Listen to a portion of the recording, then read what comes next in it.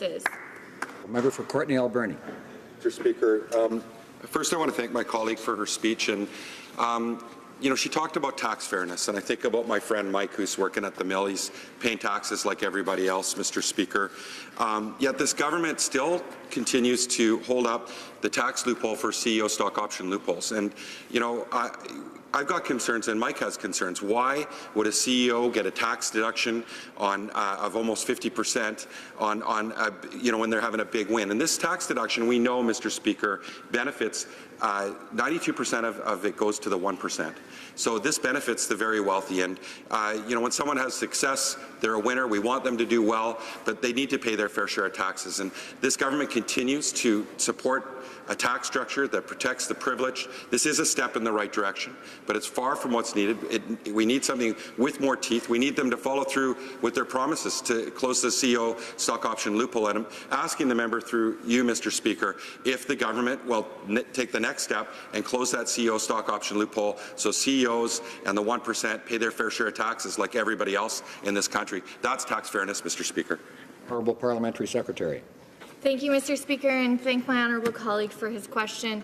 I agree that tax fairness needs to be the core of our system so that everybody is paying their fair share. That's precisely why one of the first things we did is lower taxes for middle-class Canadians and actually raise them on the top 1%.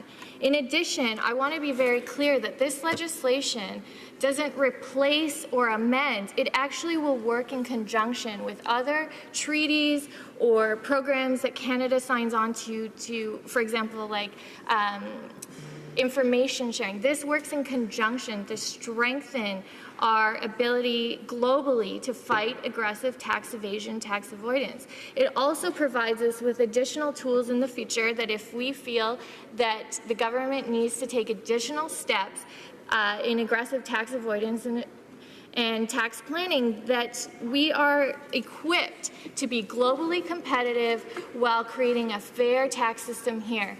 And one of the best things for this is creating business confidence in the global economy. For example, the dispute resolution process allows businesses the opportunity to deal with challenges in a timely manner, and it is something that is globally accepted and, like I said, works in conjunction with other programs. It is an enhancement, and it should provide confidence to Canadians that we are working to create a fair tax system.